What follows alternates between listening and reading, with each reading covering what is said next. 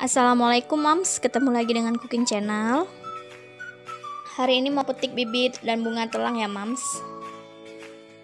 Bunga telang ini banyak sekali manfaatnya ya, terutama untuk kesehatan dan kecantikan ya moms. Bunga telang ini dapat membuat kulit glowing ya moms, dan mengatasi kulit yang kusam menjadi lebih cerah ya.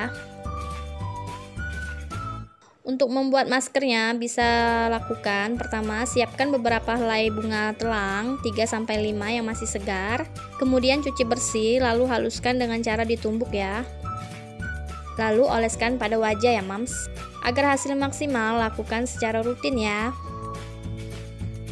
Ini juga bermanfaat untuk kesehatan ya, karena bunga telang ini mengandung antioksidan, menurunkan kolesterol tinggi, meringankan gejala diabetes, gejala asma, meringankan gejala depresi, dan mengurangi peradangan dalam tubuh ya. Bisa juga untuk anti kanker ya, obesitas, dan masih banyak lagi ya moms. Ini saya mau petik bibitnya ya moms. Ini bisa juga ditambahkan di masakan. Dan daun pucuk mudanya bisa dimasak sayur bening ya moms. Ini enak banget. Bunga telang juga bisa digunakan untuk pewarna dalam masakan ya moms. Di sini saya mau rebus 10 bunga telang.